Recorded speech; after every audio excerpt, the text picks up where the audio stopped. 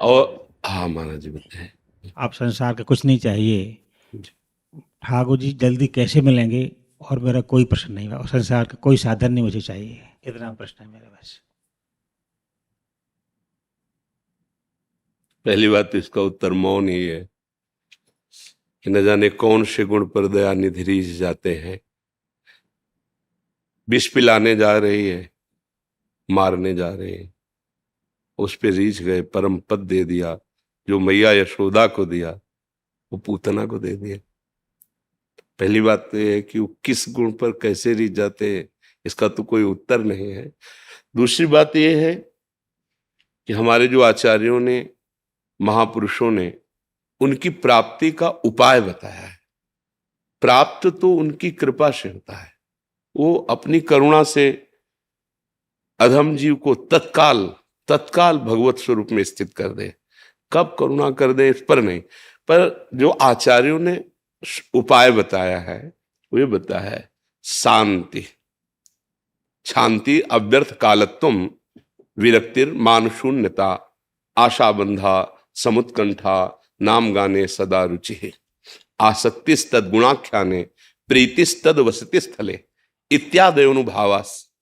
अगर ऐसे हम भाव को धारण करें तो बहुत जल्दी अनुराग प्रकट हो जाए, और अनुराग से ही भगवान मिलते हैं। भगवान शंकर ने कहा, ते समाज गिरजा में रहूं, अवसर पाए वचन कहूं, हरि व्यापक सर्वत्र समाना, और प्रेम ते प्रगट होई मैं। भगवान के प्रादुर्भाव का हेतु तो प्रेम बता रहे हैं, और प्रेम इस लक्षणों से प्राप्त होता है। शांति, शांति कहते हैं जैसे कोई भी आपके सामने द्वंद्व आवे, मान आया तो फूलन नहीं होनी चाहिए, अपमान हुआ तो शोक नहीं आना चाहिए।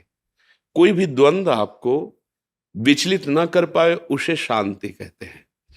और शांति शब्द और थोड़ा महान हो जाता है कि आपका जो अपमान अमंगल कर रहा है उसका भी मंगल विधान आप सोच रहे हैं। भगवान इसको सद्बुद्धि दे, भगवान इनको मंगल दे। करत जे अनशहन निंदक तीनों पे अनुग्रह करो। जो आपके यश को, आपकी कीर्ति को नहीं सह पा रहे हैं, आपकी निंदा कर रहे हैं, आपको नीचा दिखाना चाहते हैं, उनका भी आपके हृदय से मंगल भावना हो, इसे कहते शांति। और अव्यर्थ कालत्वम, एक क्षण भी भगवत विस्मरण नहीं होना चाहिए अगर भगवत प्राप्ति करनी है। कबहू काल वृथा नहीं जाए, संतत सकल सुनो चित लाए, श्री हरिवंश प्रताप जस।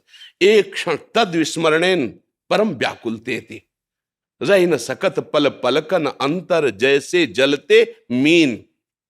रह न सकत पल पलकन अंतर, जैसे तद स्मरणेन परम व्याकुलते थी। इसलिए अव्यर्थ कालत्वम, एक क्षण भी आपका जिनकी प्राप्ति करना चाहते हैं उनके चिंतन से व्यर्थ न जाने पावे। हर क्षण इतना कीमती स्मरण तुम्हारे हृदय में बन जाए कि त्रिभुवन की राजलक्ष्मी देने पर भी जो आधे पल को प्रभु का विस्मरण नहीं करता वही मां भागवत कहा जाता है। तो अव्यर्थ कालत्वम। और फिर तीसरा विरक्ति, कहीं कोई लगाव न रह जाना, कहीं राग न रह जाना। शरीर अभिमान के कारण इंद्रियजन्य भोगों में और शरीर संबंधियों में सुख की भावना से राग हो जाता है, दुख की भावना से, प्रतिकूल भावना से द्वेष हो जाता है। मूल है राग। इसीलिए कहा विरक्ति, कहीं भी तुम्हारा राग नहीं होना चाहिए। त्रिभुवन में एक भी कोई वस्तु, व्यक्ति, स्थान आपके आशा और भरोसा का केंद्र नहीं होना चाहिए।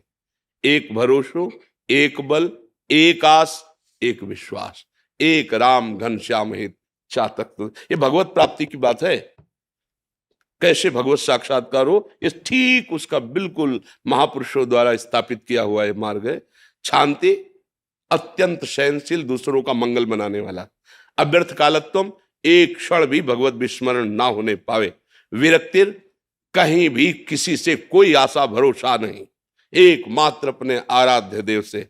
भगवान का दास किसी अन्य से आस कर ही नहीं सकता। अब यहां और कोई आशा ही नहीं, केवल आपसे मिलने की आशा है। ये मान शून्यता, जब आप ये तीन धारण करेंगे तो आपको मान मिलना प्रारंभ हो जाएगा। और अगर मान स्वीकार करते हैं तो देहाभिमान फिर पुष्ट हो जाता है, भगवत प्राप्ति में बाधा पड़ जाएगी।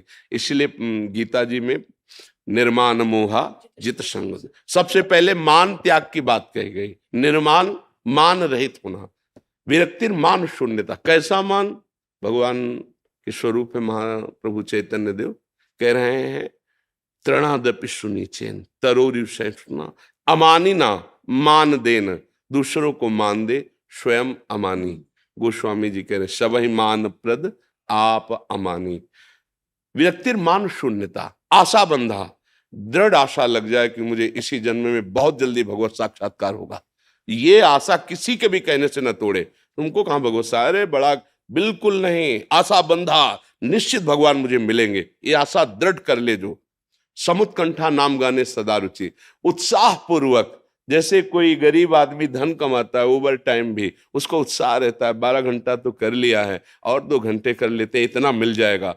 ऐसे उत्साह, ऐसा लोभ नाम जप में कि निरंतरता नाम, समुत्कंठा नाम गाने सदा रुचि, रुचि के साथ निरंतर नाम जपना।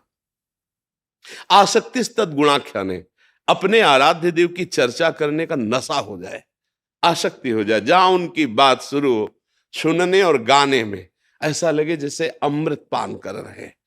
तो कथा अमृतम, आपकी कथा अमृत में, भगवान ने भी कहा है, बोधयंता परस्परम कथयंति च, हाँ तुष्यंति च रमन्ति, मेरे में ही रमण करे, मेरे में मेरी वार्ता परस्पर करे। आसक्ति तद गुणाख्याने, और अगला प्रीतिस तदवस्ति स्थले, जिनका हम आराधन करते हैं उनके लीला क्षेत्रों में हमारी प्रीति होनी चाहिए। हम श्री कृष्ण उपासक, तो फिर ब्रज 84 कोश हमारा जीवन बन जाना चाहिए। रहे कहीं भी, लेकिन घर जहाँ होता है उसकी याद आती है ना। जैसे भारतवासी विदेश में रह जाके, तो ये बात तो उसको रहेगा ना कि मैं भारतवासी हूं, मैं अमुक प्रदेश का हूं। तो अपने आराध्य देव की लीला स्थितियों में जहां जहां भगवान जो जो लीला किया है, वह हमारी आसक्ति हो जानी चाहिए। वहां हम हो सके तो पूरा जीवन व्यतीत करने की ठान ले, और ना हो तो आसक्ति तो हो ही जाए, ब्रज का नाम सुनते ही रोमांच हो जाए, मेरे प्यारे की लीला भूमि है। अगर ये लक्षण है तो बहुत जल्दी अनुराग प्रकट होगा, और भगवान का साक्षात्कार अनुराग, मिले न रघुपति बिनु, अनुराग से प्राप्त होता है। बकाया वो कभी भी, ये हमारे लिए नियम उनकी प्राप्ति के लिए, लेकिन वो कब किसको मिल जाए कोई नियम उनके ऊपर नहीं, वो कभी। इसीलिए सबसे बड़ी जोर की बात है रो रो के पुकारना, रुदु सुस्वरम राजन कृष्ण दर्शन। तो तासा आविर्भूत छौरी इसमें मानो पीतांबर धरासक विसा, वो उसी समय। तो यही प्रार्थना है कि जैसे बने वैसे आचार्यों के सिद्धांत से चला जाए, और रो रो कर उनको पुकारा जाए कि आप मिल जाओ। मेरी सामर्थ्य तो नहीं है, मैं साधन बल का दावा तो नहीं कर सकता, पर आप करुणा समुद्र हो, आप मिल सकते हो। प्रभु आप मिल लो, बहुत जन्मों से बिछड़ा हूं, अब मिलने की चाह भी आपने दी है, तो मिलन भी आप ही करेंगे, आप मिल लीजिए। फिर भी महाराज जी, आप भगवत कृपा प्राप्त हैं, आपकी दृष्टि से, सब भगवत हृदय कृपा से, प्राप्त उद्गार है। से। हम लोग प्रभु समझ नहीं पा रहे। अगर पिता के हृदय से पूछो तो जैसे सब बेटे उसको प्यारे ही होते हैं, पर जो बेटा पिता में आसक्त है, वो ऐसा लगता है अन्य लोगों को कि पिता का इस पे विशेष दुलार है। पर सही पूछो तो अगर उसके दिल की बात पूछो तो सब मम प्रिय, सब पर मोरी बराबर अकाल प्रभु ले, सुहृदम सर्व भूतानां, समस्त भूतों में भगवान सबको बराबर प्यार। पर अंतर ये है कि हम अपने प्यारे के प्यार को पहचान ले, हम प्यारे के सन्मुख देखे कि वो मुझे प्यार कर रहा है, वो प्यार कर रहा है, उधर हम थोड़ा पीठ कर लिए, इधर देखते इसलिए कम समझ में आया। वैसे तो बहुत कृपा हम सब पर हमारे प्रभु की है।